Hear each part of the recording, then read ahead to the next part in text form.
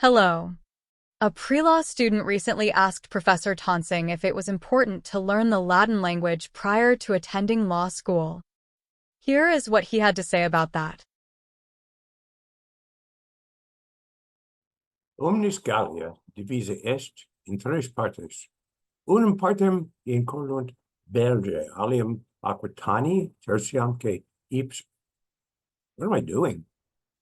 Well, you may think I'm reciting Caesar's Gallic Wars, but actually I'm reading it because I don't remember it.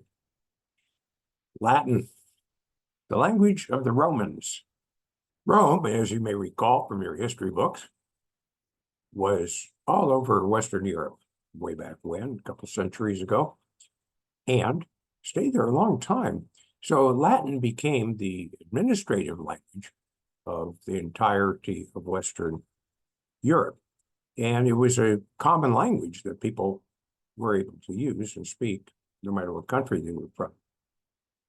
The status that the Latin language had achieved started to erode in the 16th, 17th, 18th centuries. And by 1700 to 1800, it had pretty much diminished. Nevertheless, around those times, even in colonial times at Harvard, one of the first universities, in order to gain admission to Harvard, not the law school, but Harvard College, it required that the applicant, and I'll quote here, can readily make and speak or write true Latin prose and has skill in making verse.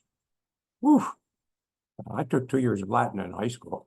I couldn't make verse, I'll tell you that. I could barely make verse, if at all, in English. Do you need to have taken Latin in high school or college to do well in law school? Simple answer, not at all. No. Does it help? If you did well, it can help. It helped me just a little bit, but not enough to make a big difference at all. I went to Google and asked what the 15 or 20 most common Latin terms are that are used in the law, as you can do yourself. And you'll see, and I'm not going to translate for you here, but I've got a list over here I'll look at, that they are words you've heard of already. Ex parte, habeas corpus, certiorari, pro bono publico, mandamus, de novo, ad litem, amicus curiae, in camera. So, or in re, there's another good one. Those are terms that you will be using a lot in law school and in the practice of law. They're part of the language of the law. So, if you're in a position, like if you're watching this in your high school, if you're watching this and you're in college, or if you're watching this and you've begun law school and you're thinking, oh gosh, why didn't I take Latin? Don't worry about it. No big deal whatsoever. Sure, he could have just said, no.